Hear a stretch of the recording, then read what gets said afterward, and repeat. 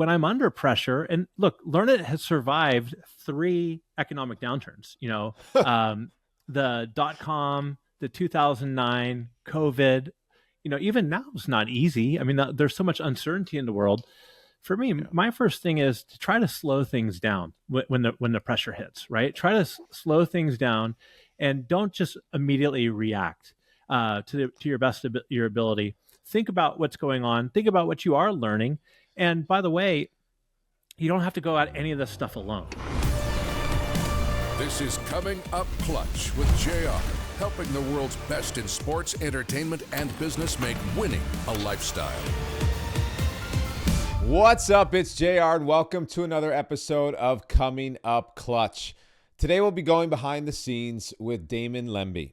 Damon is a 3-time bestselling author, the host of the Learn It All podcast, and the CEO of Learnit, a powerhouse live learning platform that's upskilled over 2 million people. Damon's story, it's amazing. Before leading one of the most respected learning organizations in the country, he was an athlete chasing baseball dreams, just like me. I know that dream. And that athlete mindset, it's still in Damon today. Through his journey, he discovered what helps organizations grow, how great leaders truly learn, and why the Learn It All leaders always outperform the know-it-alls. God knows we all know a know-it-all. Now, if you're a high-achieving executive or an entrepreneur, an athlete who's wired to win but wants to keep growing, this conversation is going to show you how to stay humble, stay hungry, and stay high-performing in every area of life. We're going to talk about the whole phenomenon around when your performance ends or shifts, how your identity often collapses with it. We'll also get into how learning without execution is a form of self-betrayal. We'll also get into how pressure is not something to escape, but something to learn inside of. Now, before I forget, if you're empowered by the show and you're learning something, make sure you follow us on Apple Podcasts so you don't miss out when we drop new episodes. Just hit that purple plus on the top right-hand corner of the podcast app. When you do that, you make it easier for others who need this content to see it. And of course, share it. Play that hero to your family, friends, and teammates by giving them the link to this or sending them to comingupclutch.com. And when you go and post about this episode on social, make sure to tag me and Damon. All right, here we go. Let's get Damon Lembi live on the mic. Damon, my man, say what's up to our Coming Up Clutch crew. What's up, everybody? JR, thanks for having me, buddy. You know, we were talking offline how some people call you Damien, and no joke, I almost said it because you just told me Damien. I almost said, it's all right. Damien, what's up? Say what's up to the Coming Up. I almost had my embarrassing moment for the show today. Hey. All right, brother. We're so thankful you made time for this. I know we squeezed you in this month, but I got to hear this embarrassing moment story, man. Share it with us. If you overcame it or not, we still want to hear it.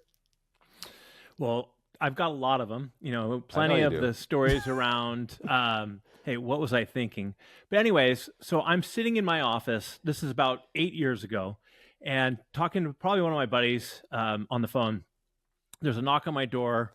My COO, Courtney, opens the door, and she's got her hands on her hips, and she's shaking her head at me. And she's like, get off the phone. So I got off the phone, and she said, have you looked at your email? And I said, no, why? And she's like, take a look. And so I saw this email, and essentially what happened was we had a sales rep that we did a lot of coaching with, right? Was struggling and did a lot of coaching with, and it just wasn't working out, right? I mean, she was a know-it-all. She thought she had it all figured out. She came from a previous competitor and weren't making any progress at all. And I came in early in the morning, and her manager said, I've tried everything I can do. There's nothing left I can do. And so as I'm typing up the response to him to tell him, hey, you know what? Let's just terminate her, get it over with. Somebody starts interrupting me. JR, I'm not thinking about it. I send the email directly to her. So I send the email to her just saying, let's just terminate her, get her out of here. And she turned around and forwarded it to the entire staff and said, look at the cold-hearted jerk we all work for here at Learnit. And a feeling like your stomach just drops and you're just like, oh my gosh, what am I going to do? Yeah. And so I sat there. I closed my door. Wasn't really sure what I was going to do. Um, a couple of people stopped by and said, "Hey man, how you doing?" My saving grace was that if you look through that email chain, thank God, you could see that there was all these things that we tried to do to help this person. That we tried to help them. We offered coaching, we offered classes, and they are just kind of stuck in their ways. I mean, so Yeah. that was one that when I thought about this question first, immediately came to mind. I mean, another one about taking my mother-in-law and my grandmother-in-law to see Bad Santa 2 was another really embarrassing moment. But I thought this was a more appropriate story. I'd love to hear that one someday. Yeah. But gosh, all these email providers now, even text messaging, you could unsend. Mm-hmm. So, and I've caught myself. I'm like, whew, thank God there's that unsend button, because I needed that in that case. Yeah, I hear you, man. That's a tough one. That is a tough one. All right, Damon, we got a ton to discuss today, but before we get into it, I want you to share, because I want to make sure everyone listens to the end here and that they get the blessing that you're about to give them. So could you share, you said you got a free download that you want to share with specifically my audience. So could you just kind of give us 30 seconds of what that is, and then we'll lead them to that on the back end of this? Yeah, absolutely. The download you're speaking of is I wrote a book called The Learnit Leader. It's about my story from baseball to entrepreneurship, and tells my story along the way and all the leaders I worked with. So Amazon bestseller, and in the show notes, I bet you put a downloadable link to it. Okay, sweet. Love it. Okay, baseball. Yeah, let's talk about that for a second here. Big dream, drafted twice, played at Arizona State during the years where a lot of big names were there, so people could do their homework after the show if they want to figure out who were your teammates. What happened, man? Like, what we don't see in the Hall of Fame. We don't, say, like, what happened to that journey? I'm curious. Yeah, so originally it started off with Pepperdine University. So out of high school, let's start there. I was a high school All-American, got drafted by the Atlanta Braves in the 13th round, had the opportunity to go play with Chipper Jones in Pulaski, West Virginia, I think it was. But I was 17 years old, and I really bought into the dream that my coach, Andy Lopez, a Hall of Fame baseball coach, who I'm still friends with, and that was my first leadership lesson, where he had this moonshot goal. He said, Pepperdine's going to win the College World Series. You could be a big part of it. So I turned down the Braves offer. My parents were cool. They said, we'll support you any direction you wanted to go. I think they probably wanted me to go the baseball route. But I went to Pepperdine and really dealt with some imposter syndrome for the first time, big time, right? Everybody was as good as me and everything. Sure. And I struggled there. I could go into more details of everything, but at the end of the day, I got hurt at the beginning of the season, and JR, I left, had to go to junior college for a year, and sure enough, Pepperdine won the College World Series that year, which I was happy for them, but it was tough.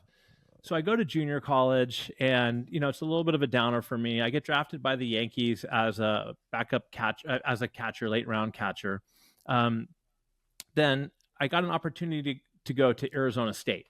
And a lot of people at this time, at full ride to Arizona State, a lot of people, friends would say, don't go to Arizona State. Go someplace small like St. Mary's or USF, someplace where you can play, get your degree, and move on with your life. And I said, screw it. This is my dream my entire life. This is all I ever wanted to be, was a baseball player. So I went all in, and it was one of the best experiences of my life. I was the first guy to get to practice, the last guy to leave. I left everything on the field, everything. And we made it to the College World Series. I was number 2 in the league in hitting, behind my best friend, Jacob Cruz. And we're sitting there at Omaha, Nebraska. And it's the day after I hit a home run in the College World Series. And the next day, and this was 1994, pre-internet, and we had the draft. And so we all kind of waited around our room. Jacob's call came, first round draft choice, Giants. I'm sitting there. I was projected to go in probably the 8th to 12th round. And about 18 guys on my team got drafted, and I wasn't one of them. And I mean, that was a huge hit for me. You know, I mean, I felt terrible. I had to go out the rest of the tournament and play. And that's kind of where it all ended. I mean, I could have went the independent route, but I was kind of down and depressed. And here I am, 22 years old, and I didn't know if anything that I learned, if any of my skills were transferable into the real world. So I was at a loss there for a while.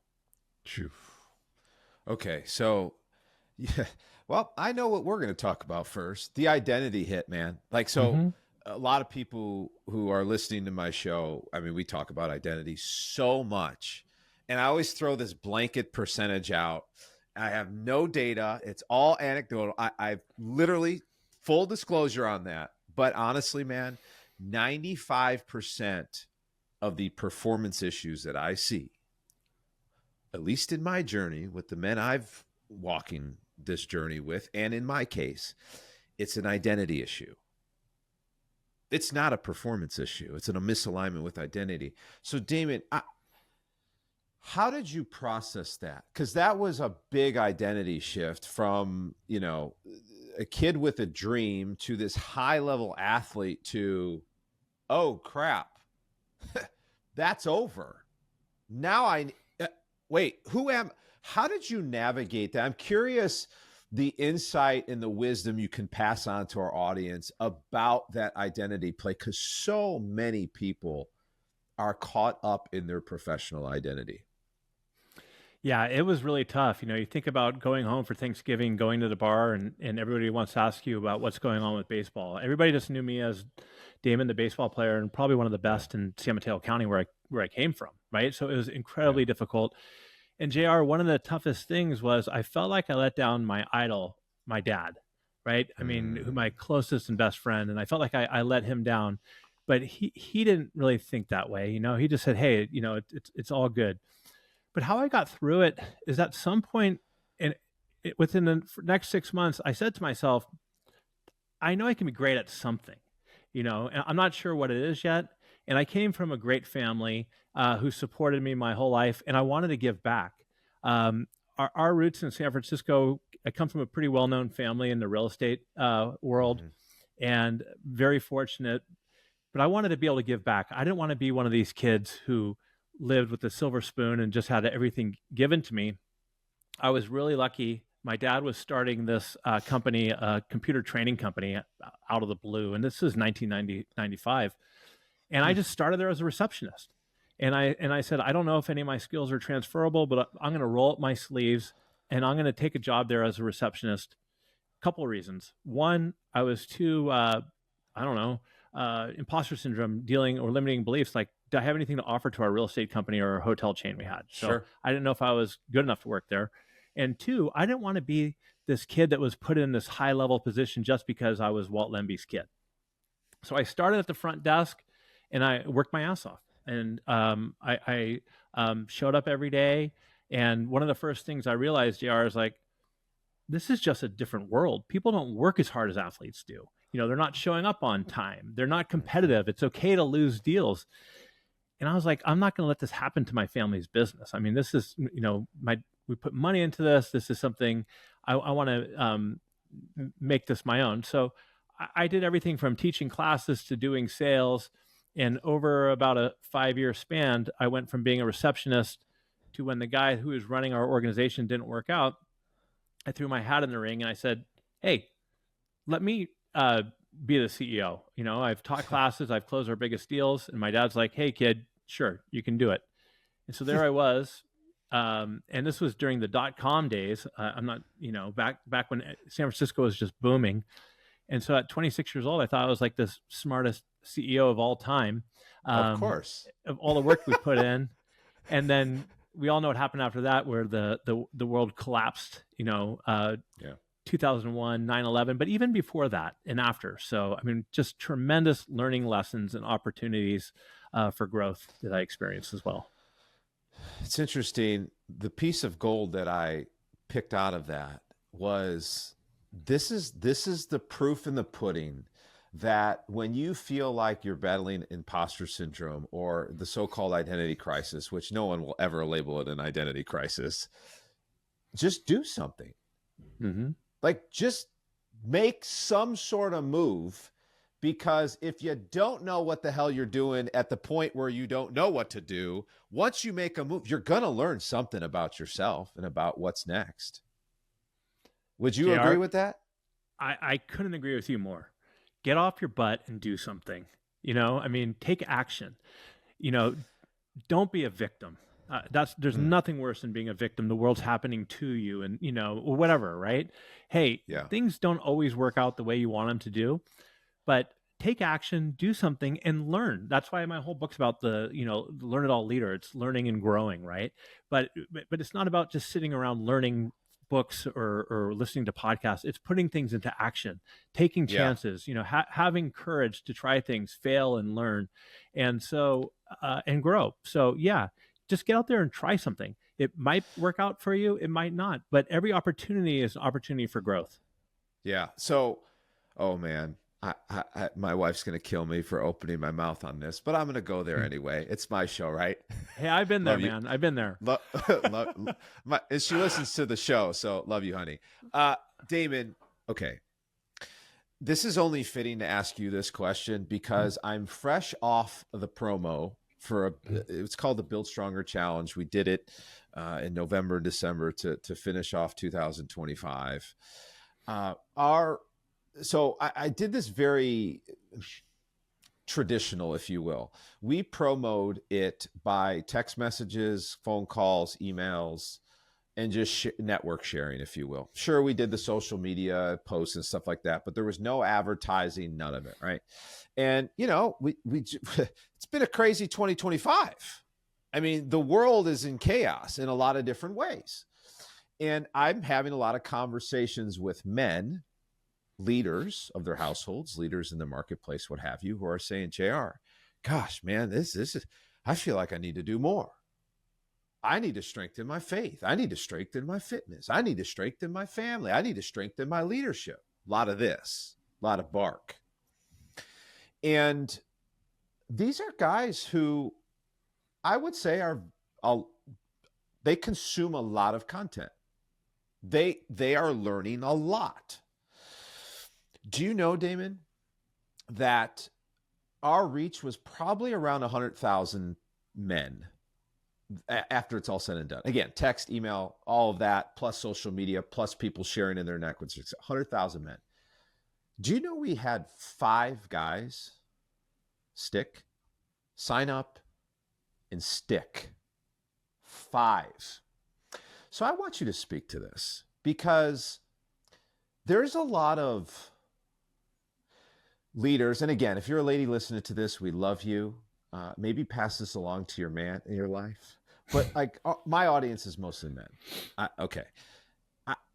There's a lot of, for guys who are saying they want to lead, there's a lot of passivity going on. You run this amazing company that is all about learning.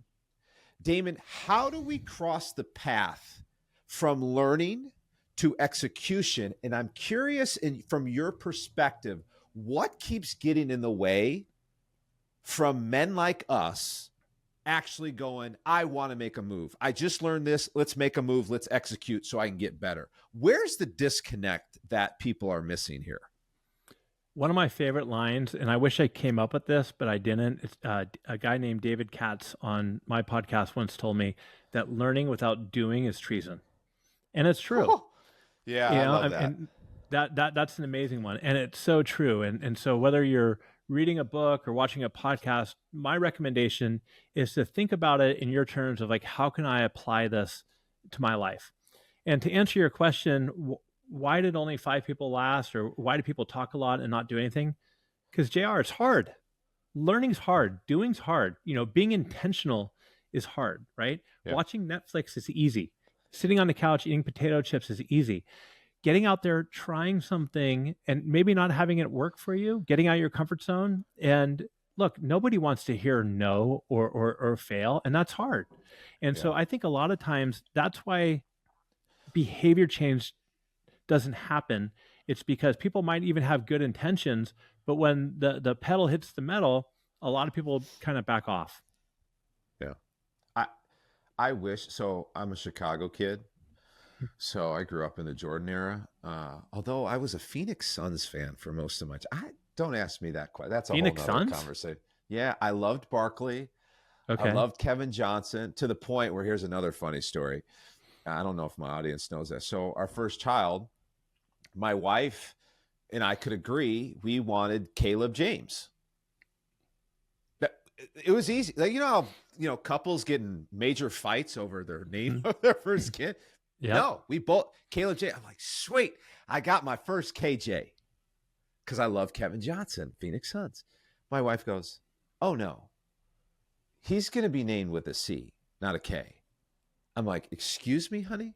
Yeah. So then when we find out we're having another boy, I'm like, who won out? Who won out, by the way, on the first kid?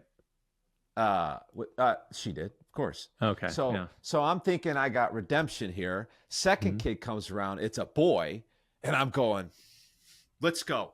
Caden Joseph. She goes, we can't have a Caden and a Caleb.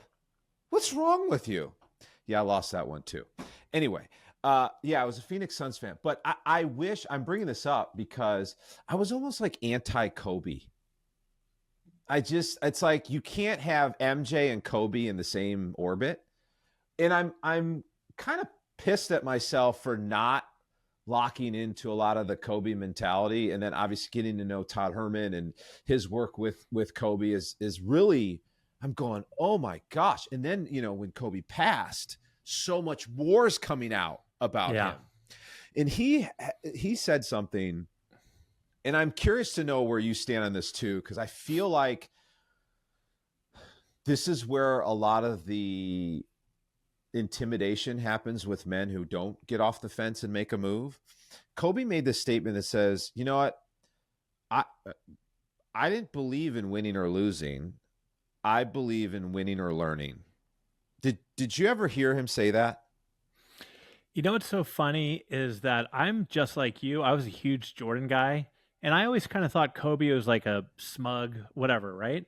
Until after he passed away, and there's so many great things that you could learn from him, and the work ethic he had, and his always looking to grow.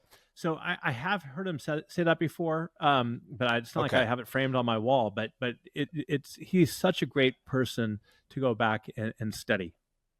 I just feel like that's the problem.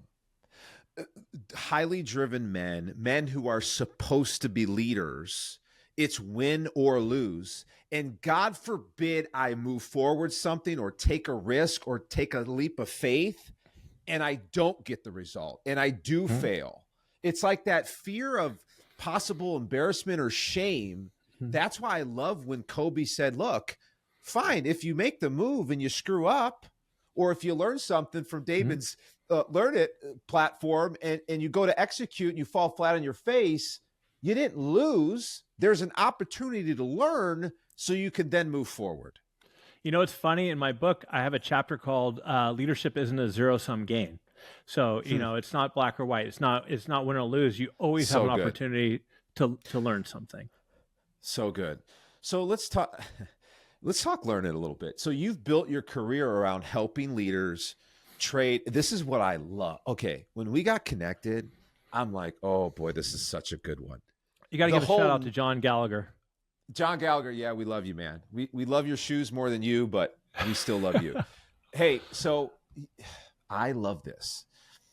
You help leaders trade the know-it-all mindset for the learn-it-all one. Okay. Please unpack that because I run into this a lot too. Oh, I've heard this before, JR. I've heard this before. And I'm a Christian dude. I read the Bible every day. I'm going to tell you something right now. I read the book of Proverbs every day, Damon. I have been doing that for the last 3 years. Do you know, just this morning, I read one verse and I'm like, that hit me different today. So I would love for you to unpack how you help people, especially leaders, make that that shift in their performance psychology? Well, start with the know-it-alls. You explained it perfectly, right? Somebody, they've got all the answers, JR. They got it all figured out. You share something with them, their eyes kind of roll in their head, and they're just kind of zoning you out, right? And their answer is always right. Whenever they ask people for questions, they're always looking for confirmation bias. Just they want yes men around them. Organization yes men. On the flip side, you have learn-it-alls, people who are curious, open-minded, who are always looking to say, hey, look, maybe there's a better way to do this. And just like with my podcast, man, I mean, the greatest leaders that I've interviewed and that I've worked with are humble, and they're curious, and they're open to change. And the higher you go up in the organization, the more success you have. It gets harder, but the greatest CEOs, they're always like, hey, I don't have all the answers. And they surround themselves with individuals who have complementary strengths that they can tap into and learn from.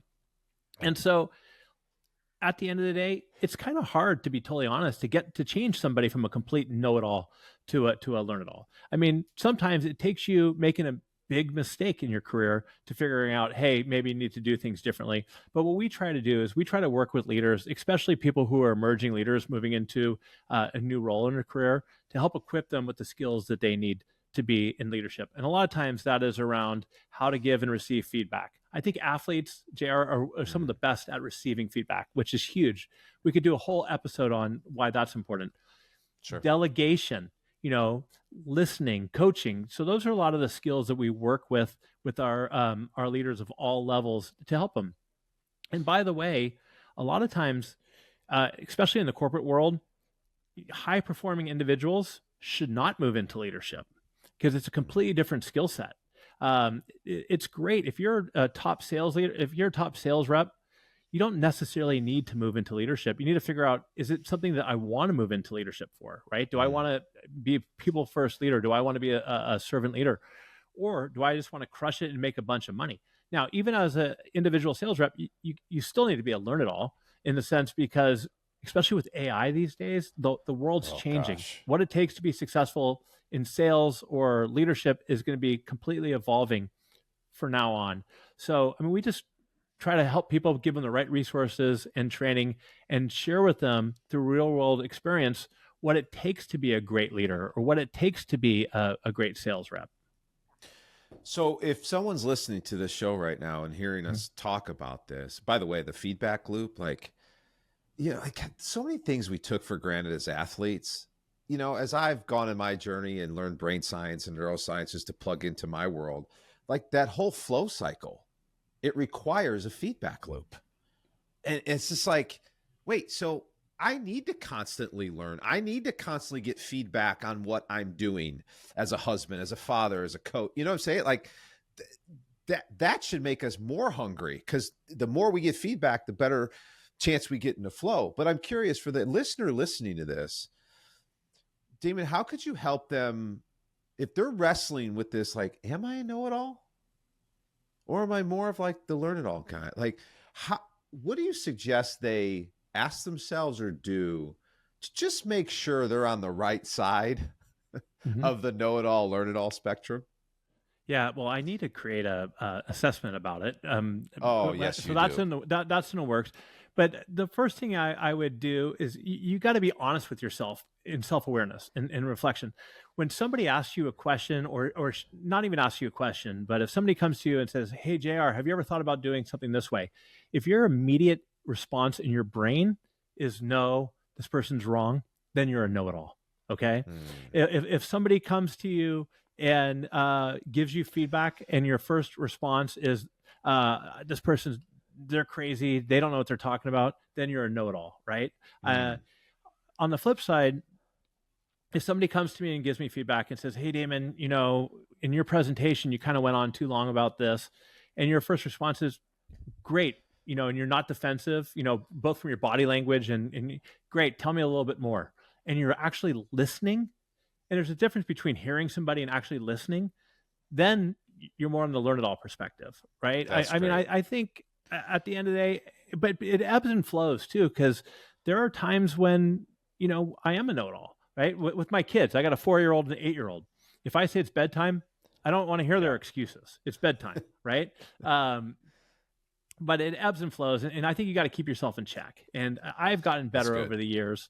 I've got a guy on my team who's been with me for a long time, and in the past he'd come up with some pretty crazy ideas, and I'd say, well, this is stupid, right? In my mind, at least, right?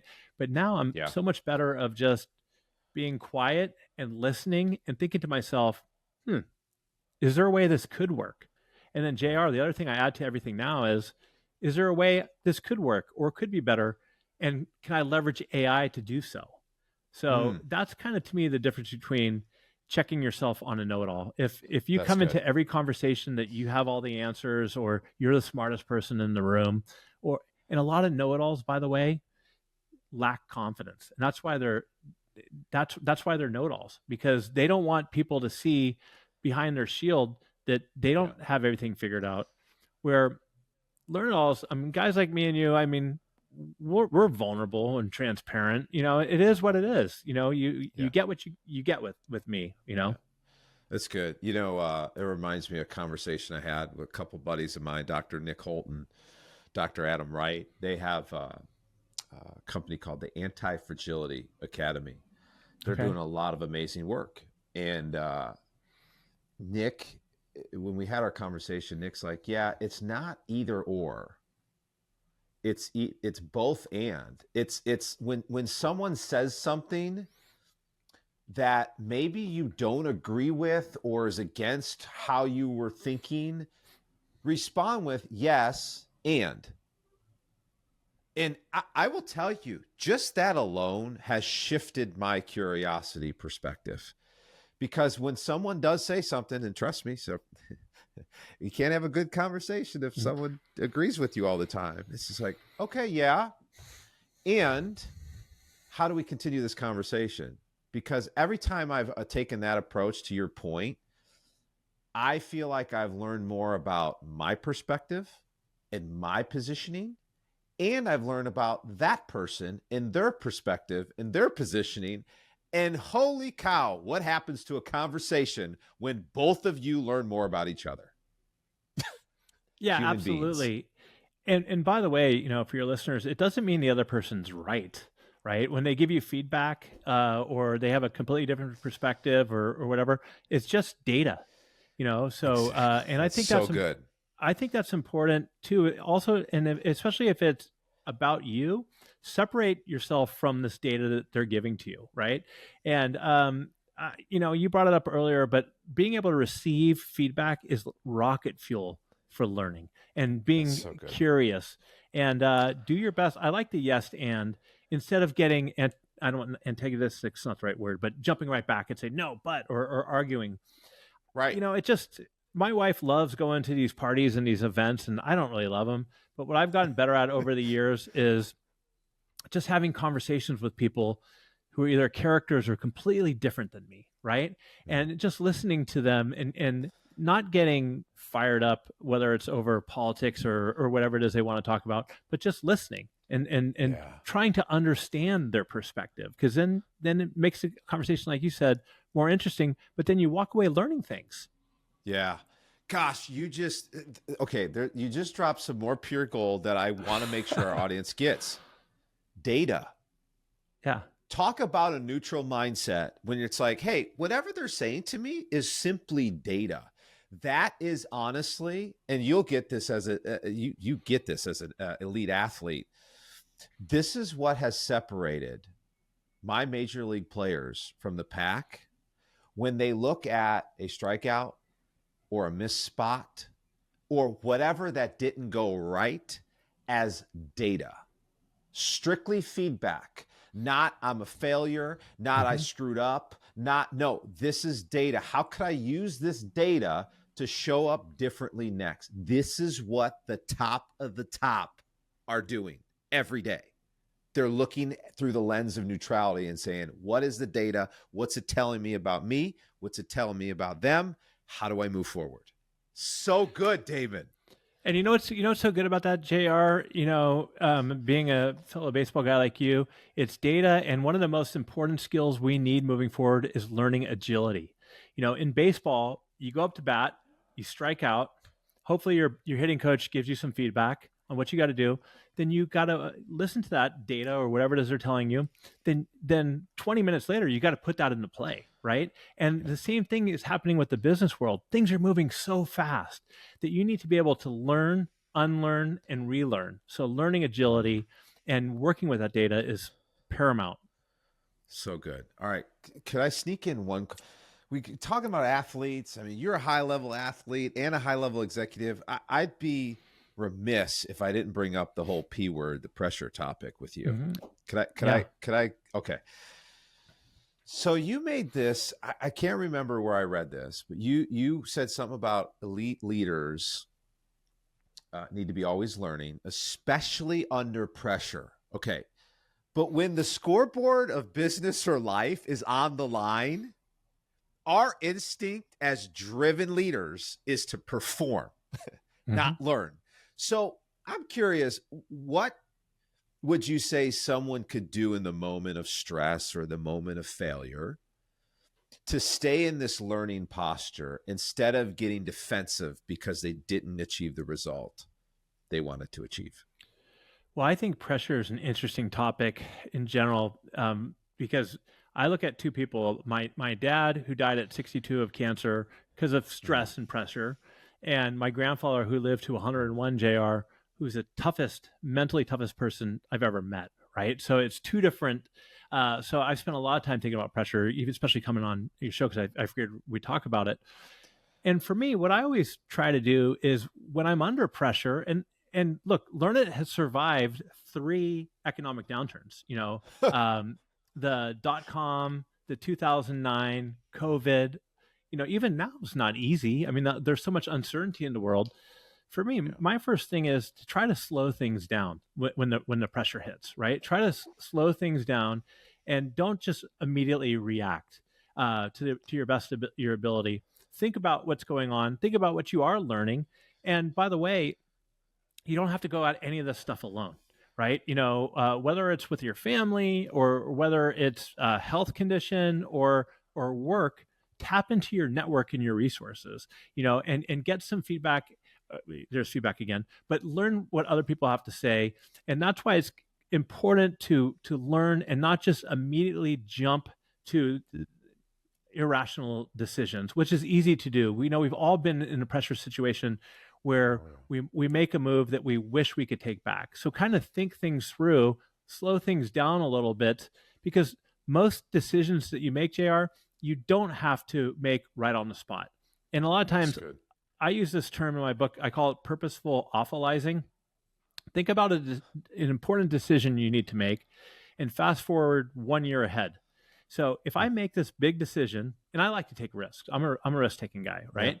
But if I make this decision a year in advance, if the worst case scenario happens, can I still survive it? Will my company go bankrupt? Can we overcome it? Because if you can't, then you need to go back into the drawing board and figure out another direction to go. And nobody loves pressure, but I think it's all part of the game. Last thing I'll say about pressure, and we could talk about it more.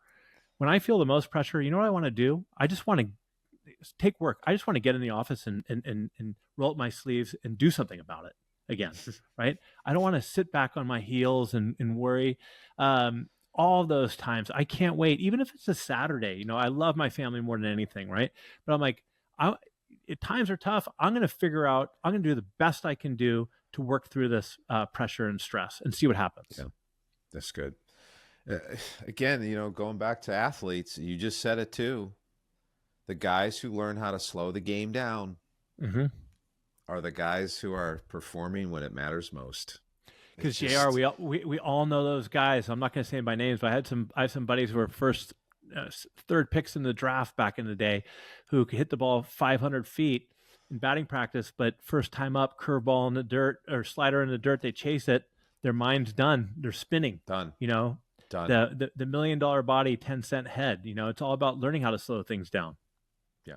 Well, and again, it goes back to what we started this podcast about, and just the identity and in realizing that this is win or learn. This is not win or lose. And again, if we're approaching everything through the lens of feedback and data, it's much easier to slow things down because the defense mechanism of our brain wants to speed everything up, especially in the moment of failure. So Damon, there is so much gold in what you shared today. I hope to God that people were taking notes, but we'll see what happens when I get feedback on this one. All right, so we got to get you out of here, but before we do, before we get to our big domino, let us know two things. Let us know where we can find you. Also, let us know where we could get this book of yours. Okay. So where you could find me, I spend a lot of time on LinkedIn, Damon Lembi at LinkedIn. And I'm also on Instagram, but Damon Lembi on LinkedIn. I've got a podcast, Learnit All podcast. Can't wait to have you on, JR. It's been like getting an M.B.A. for me with all these great leaders that I've had on the show. A lot of mutual guests that you've had, like Keith Ferrazzi, Tim Luciani, all these guys, John Gallagher. So Learnit All podcast. My website is learnit.com.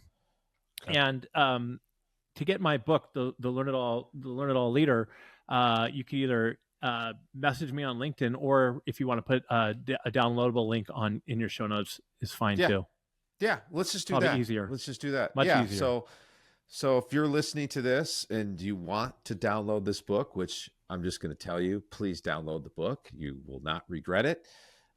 Just go to the show notes. We'll have the link right there in the show notes. So it'll get you directly to the ebook. And then obviously we'll have links to where you can find Damon on social media and everywhere in between. So there you go. Just go to comingupclutch.com. You got everything you need right there. All right, Damon, let's close it up, man. Big domino. Again, I stole this term from the Keller Williams guy who wrote The One Thing. I don't know if you've ever read that. Yeah, of course I have. Yeah, of course you have. You're the Learnit guy. Of course you have. No, I'm not the Learnit guy. I know, but no, I'm absolutely very familiar with it. Well, I am the Learnit guy, but yeah, you know. I love the question of like, what's that one thing that if you execute on this, everything else gets a little easier or unnecessary? So it may be something you've already said and you want to reiterate, Damon, but what's that one thing you want us to walk away with today that when we go and execute this, things get a little bit easier? We actually can lighten the load and remove some things as well. What is that? Well, to me, what I want to say is when you learn to live and work within constraints, because here's the deal, JR, life doesn't go exactly as you want it to all the time, right? And there are constraints. You can't win every game, and you can't win every deal. And that took a long time for me to learn. You put a lot of energy into things that are outside of your control. Stay within what you can control. I mean, that's why I love the book Obstacle is the Way, right? Because by Ryan Holiday, because it's all about learning to live and work within your constraints. And when you do, and you focus on what you can control, so many great ideas and innovation can come from that. I mean, I'll just give you an example. One of our competitors, big competitors, raised about $60 million, right? So great, they have unlimited marketing and they can do all this kind of stuff. Learnit's bootstrapped. That means we need to find ways to just be scrappy and make things work and be focused and intentional. And a lot of times we could win and beat them because of that. So my domino is learn to live and work within your constraints. So good. Hey, if you're an athlete listening and you played basketball or football, baseball, there's constraints. There's only 9 innings in baseball. That scoreboard, there's a timer on it. And think about it. If you and I had only 5 seconds left on that scoreboard, we're going to act a little differently than if we had 2 minutes left. So I love the fact that you brought up constraints because, so many people out there just want to run from the constraints, but we got to run to them because that's where our best work comes out of.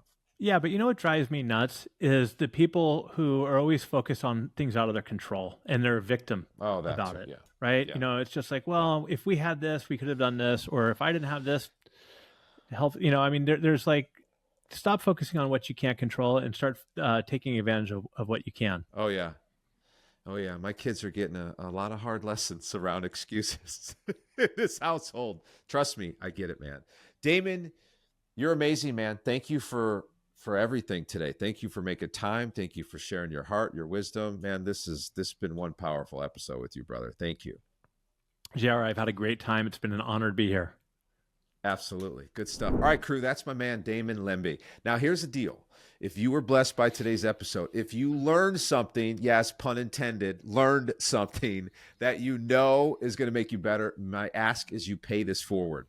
Share this episode with someone you love and care about. Come up clutch for someone in your life that you know needs to be encouraged by what Damon said today and shared today. And again, if you want the show notes from today's episode, just go to comingupclutch.com, click on this episode. All right, this episode is a wrap. Until next week's 5-minute drill. Remember, winning isn't a result, it's a lifestyle. So keep pursuing that life of champions. This episode is over. Get more No BS content to help you master your mind, body, and relationships by hitting subscribe. This is Coming Up Clutch with JR. Thanks for listening.